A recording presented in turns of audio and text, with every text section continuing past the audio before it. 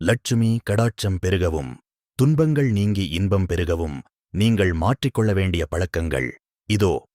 1. யாரையும் பழித்துப் பேசாதீர்கள். யாரையும் ஏளனமாகப் பார்க்காதீர்கள். இன்று நீங்கள் யாரை குறைவாக நினைக்கிறீர்களோ அவர்கள் நாளை உங்களை விட உயர்ந்த நிலைக்கு வருவார்கள். அப்போது நீங்கள் அவரிடம் உதவிக்கு நிற்கும் நிலை வரலாம். 2. யாரையும் ஏமாற்றாதீர்கள். ஏமாற்றுவது உங்களுக்கு பெரிய கர்மாவைச் சேர்க்கும். அதன் விளைவாக நீங்கள் பின்னாளில் மிகுந்த துன்பப்படுவீர்கள். 3. வீண் பேச்சுக்களைத் தவிர்க்கவும். தேவையற்ற விஷயங்களை பேசுவதையும் புரணி பேசுவதையும் அரசியல் விவாதங்களையும் விடுங்கள்.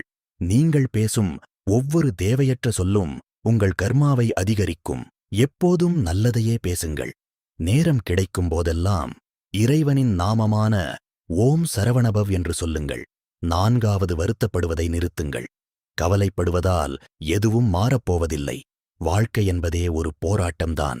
அதை எதிர்த்துப் போராடப் பழகுங்கள். 5. உணவை நிந்திக்காதீர்கள். உணவு என்பது அன்னலட்சுமி.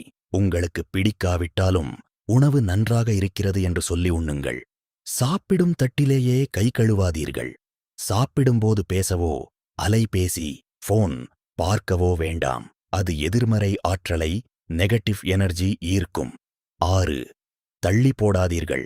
எந்த ஒரு நல்ல காரியத்தையும் உடனே செய்யுங்கள். சோம்பேறித்தனத்தை கைவிடுங்கள். 7. யோசிக்காமல் செயல்படாதீர்கள்.